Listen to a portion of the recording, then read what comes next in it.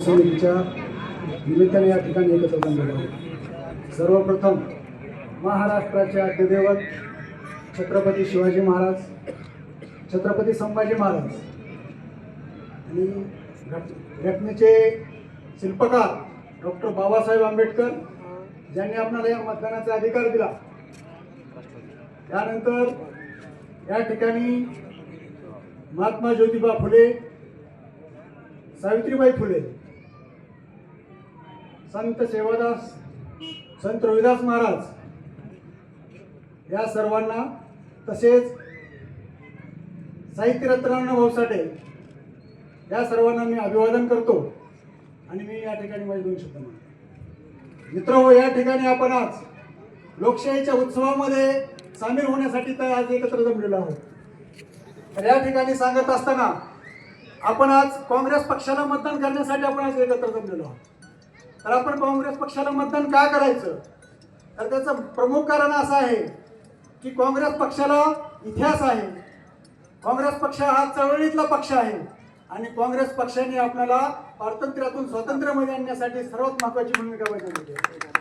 त्याची जाणीव ठेवून म्हणून आपल्याला काँग्रेस पक्षाला मतदान करायचं आहे। काँग्रेस पक्ष हा कुठल्याही जाती धर्माला इथं थारा देत नाही। काँग्रेस पक्ष हा सर्व धर्माच्या लोकांना सोबत घेऊन सर्व धर्माच्या लोकांचा विकास करण्यासाठी आणि समाजातल्या शेवटच्या घटकापर्यंत आपल्या ज्या काही उपाययोजना आहेत, जे काही आपल्या कार्यक्रम आहेत, त्या शेवटच्या घटकापर्यंतच्या माणसापर्यंत कसं पोहोचेल याचा विचार करणारा एकमेव पक्ष म्हणजे भारत देशामध्ये काँग्रेस पक्ष आहे।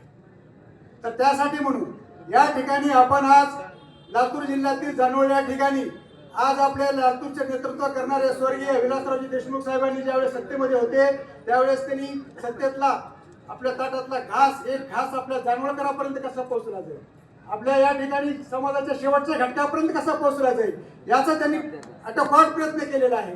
गोपीनाथ मुंडे साहेब सुद्धा सत्तेमध्ये राहिलेले आहेत। हे आपल्या महाराष्ट्राचे सर्वात मोठे नेते आहेत। त्यांनी सुद्धा या ठिकाणी खूप मोठ्या पद्धतीनं मेहनत करून, खूप कष्ट करून आपल्या ग्राउंड लेवल पासून म्हणजे जमीन लेवल पासून मुख्यमंत्री आणि उपमुख्यमंत्री, केंद्रीय मंत्र्यापर्यंत त्यांनी मजल मारलेली आहे। अशी ही आपली लातूर जिल्ह्याची माती आहे आणि त्यांची जे स्वप्न आहेत ते स्वप्न पूर्ण करण्यासाठी म्हणून आपल्याला आज या ठिकाणी लातूर जिल्हा परिषद पंचायत समितीच्या मतदारसंघामध्ये आपले जे उमेदवार थांबलेले आहेत, पंचायत समितीचे उमेदवार आपले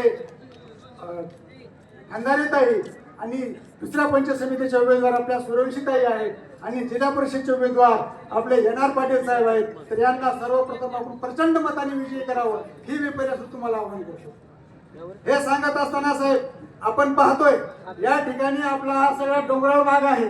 बालाघाटच्या डोंगर रंगामध्ये आपलं गाव वसलेलं आहे।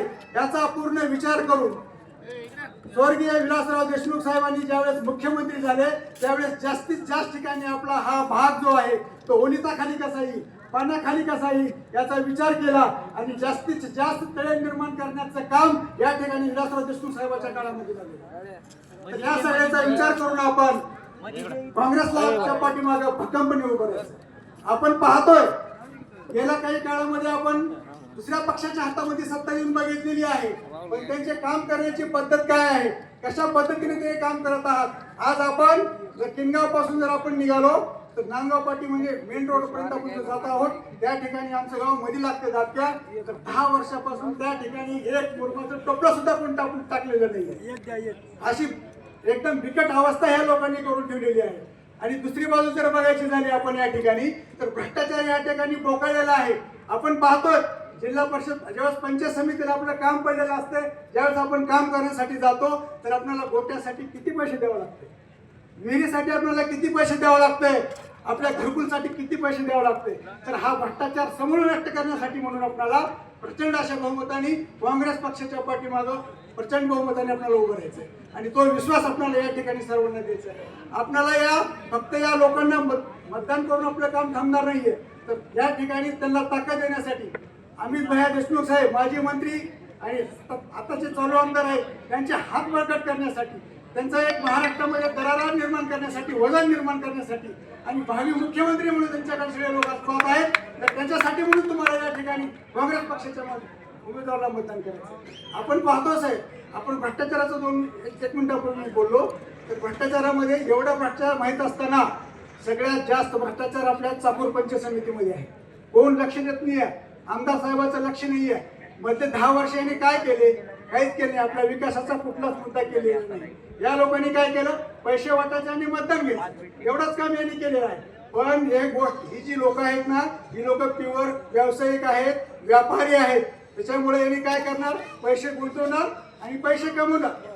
तर या ठिकाणी सांगायचं झालं, आपले जे उमेदवार आहेत, 3 उमेदवार, यांची गुत्तेदारी नाही, सगळे चांगल्या घरचे आहेत.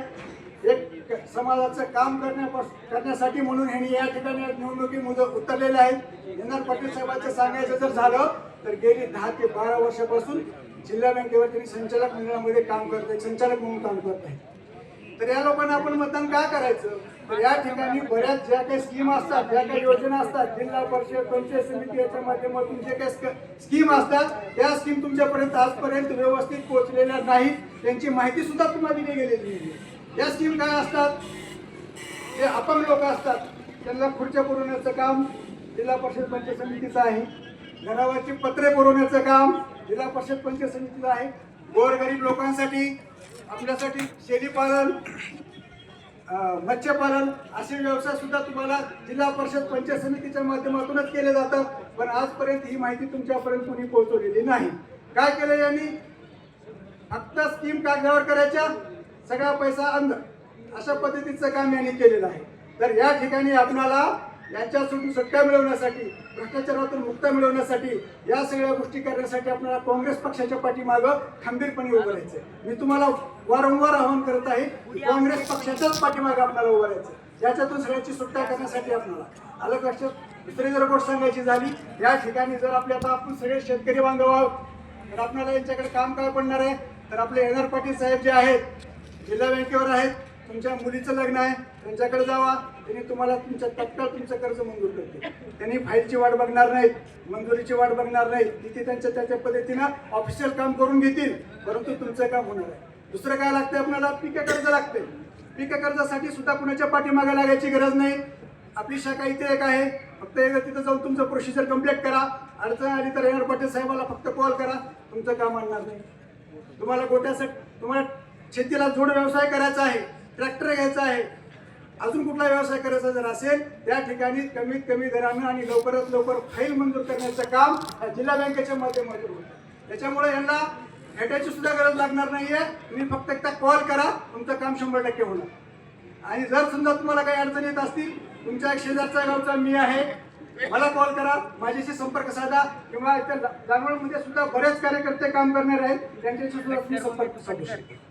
बंधूंनो, सांगायचं जर झालं हेच, आणि बाकीचे जे लोक आहेत, आपण जर बघत असलो समोरचे पार्टीचे जे लोक उभारलेले आहेत, समोरचे जे उमेदवार आहेत, तर त्यांचा व्यवसाय तुम्ही बघितलेला आहे. याच्या अगोदर आपण त्यांना इथं निवडून दिलेला आहे, तर त्यांनी काय केलं? त्यांचा व्यवसाय काय आहे?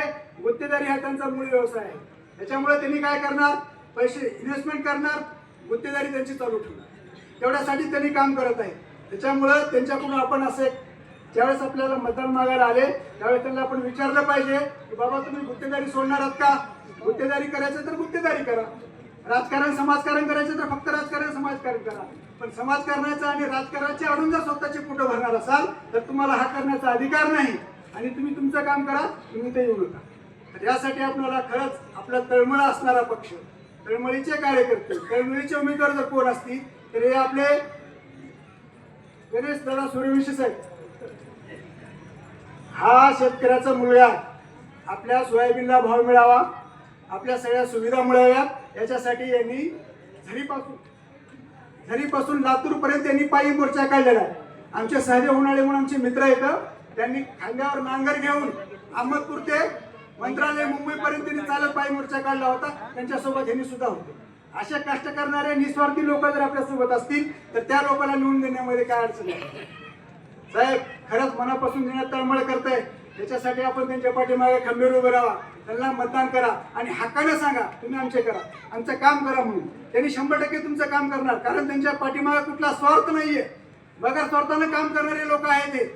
पंचायत समितीच्या ठिकाणी जर कुणी जर तुम्हाला विहिरीसाठी, घरकुलसाठी, कुठल्या स्कीमसाठी, गोट्यासाठी जर कोण पैसे मागत असेल तर त्या पैसे पैसे न देता न 1 रुपया घेता काम करण्याची जबाबदारी या गणेश सूर्यवंशी आणि खंगारे यांच्यावर असेल आणि त्यासाठी ताकद देण्यासाठी म्हणून या ठिकाणी NR पाटील साहेब आहेत आणि त्यांच्या पाठीमागे सगळ्यात मोठी जर ताकद कुठली असेल तर आपले आमदार साहेब, लातूरचे आमदार साहेब अमित भाई देशमुख साहेब, सहकार महर्षी दिलीपरावजी देशमुख साहेब आणि माननीय धीरज भाई देशमुख साहेब, एवढी मोठी ताकद त्यांच्या पाठीमागे आहे.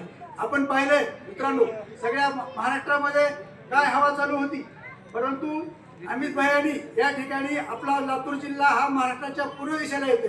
सगळीकडे कमळ फुलत असताना मोठ्या ताकदीनं मोठ्या हिमतीनं तुम्हा सर्वांच्या म्हणजे सामान्य लोकांच्या जीवावर या ठिकाणी पूर्वेकडून काँग्रेसचा सूर्योदय केलेला आहे.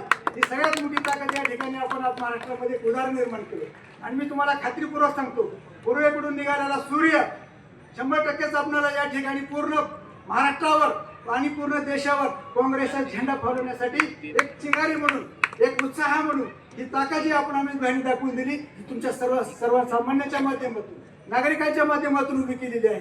तीच ताकद अशीच कायमस्वरूपी चालू ठेवावी आणि आपल्याला सगळ्या सुविधा काहीच रुपया कुठं न देता मिळायला पाहिजेत या भावनेतून काम करणारी ही सगळी लोक आहेत. यासाठी म्हणून आपली ताकद जी आहे ती पूर्ण ताकद काँग्रेस पक्षाच्या पाठीमागे उभा करा.